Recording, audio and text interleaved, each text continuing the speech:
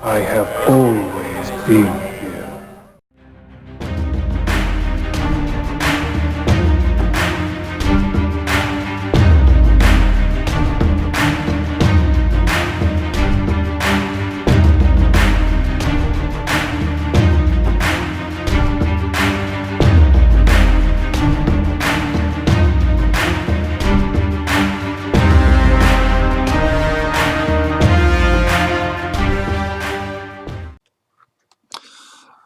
Greetings, everyone. It is the Ambassador coming at you with a brand new ambassadorial editorial.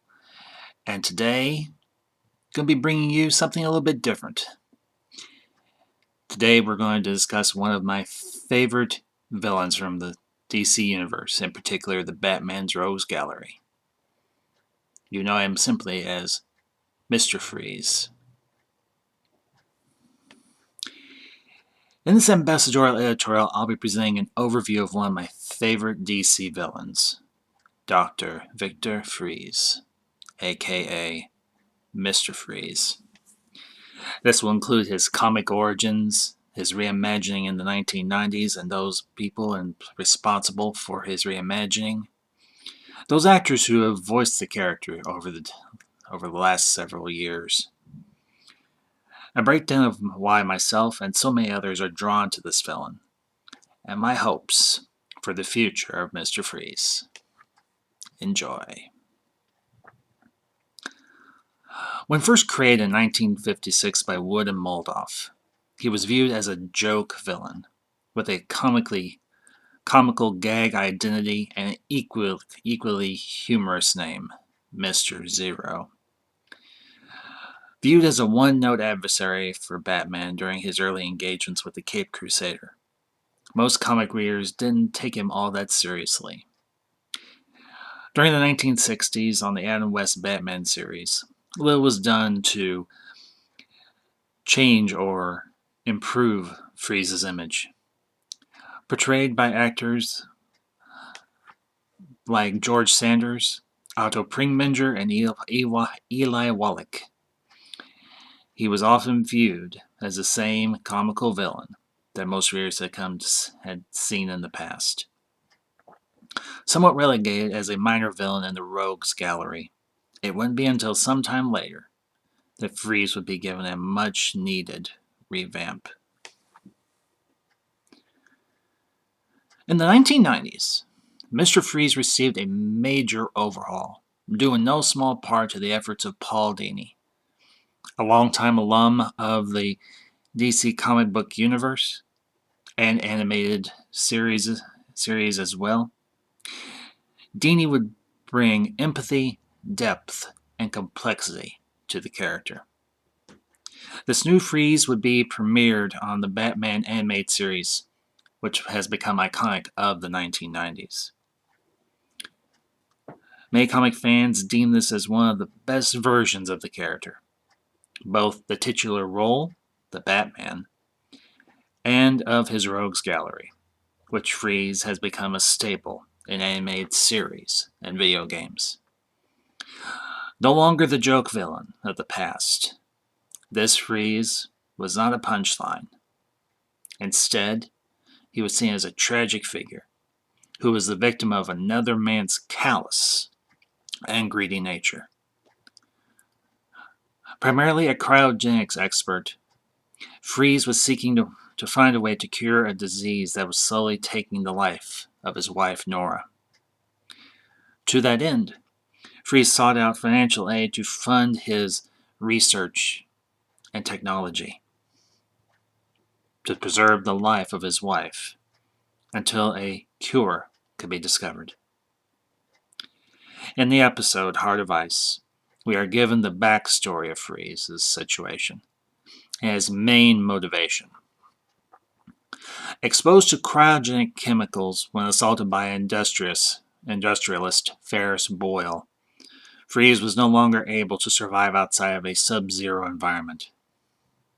Using his keen scientific mind, he constructs a suit that allows him to survive outside of a sub-zero environment. The suit gave him many added benefits. One in particular, it enhances his strength many times over. In addition, Freeze constructs a sidearm that encases and incapacitates his opponents in ice. An unfortunate side effect of his condition also renders him nearly, and I do emphasize nearly, bereft of normal human emotions. The only source of emotional expression is his love and devotion to his wife, Nora. In addition, Freeze's condition gave him one of man's oldest dreams, that of immortality. In a later animated incarnation in the Batman Beyond series, we would be introduced or reintroduced briefly to Dr. Victor Freeze. Finally cured of his condition, he was able to venture into the outside world without the confines of his cryosuit. However, this would not last long. And at the end of this episode, we would see the final end of Dr. Victor Freeze. In the more recent personifications of Mr. Freeze, we rarely see the face behind the man. Though many talented actors have voiced Freeze, three in particular, Michael Ansarna, Clancy Brown, and Maurice LaMarche, set the benchmark by which all other actors have striven to do as well to voice the character of Mr. Freeze.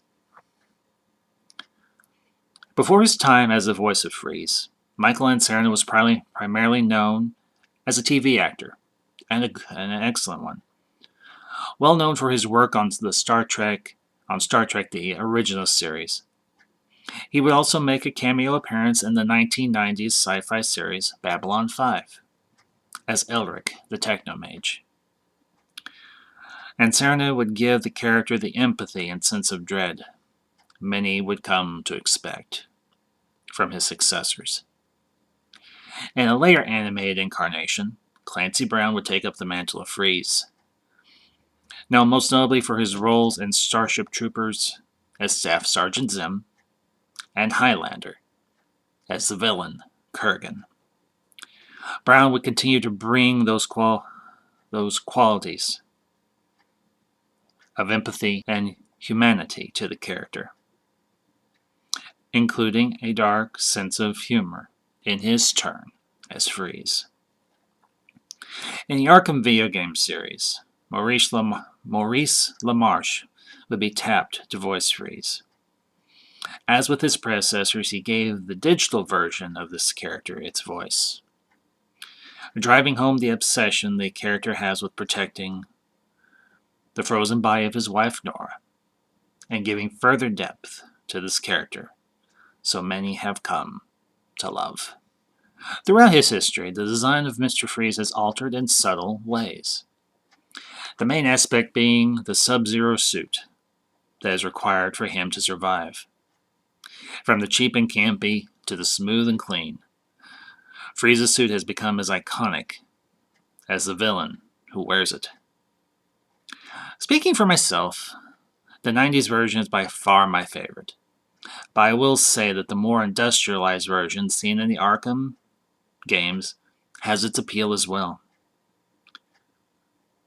What I do find of interest is the design of Freeze himself, often drawing inspiration from the men who voiced him. Animators give subtle, real-life characteristics to the animated form of Freeze. And this is a practice often done in animation. Why is Mr. Freeze such an icon of Batman's rogues gallery? Speaking from a personal perspective, I view Mr. Freeze not as the atypical villain, though his motives are ones we can empathize with. How he goes about fulfilling them brings him at odds with Batman and many of the heroes of the DC universe. Furthermore, the masterful way in which he has been portrayed doesn't make him the mustache-twirling villain seen so often in his early history.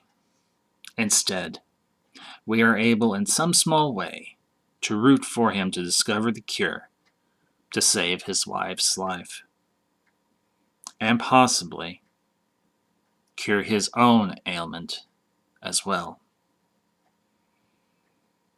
Mr. Freeze gives us that opportunity to step back and ask the question, how far would I go to save the one I love?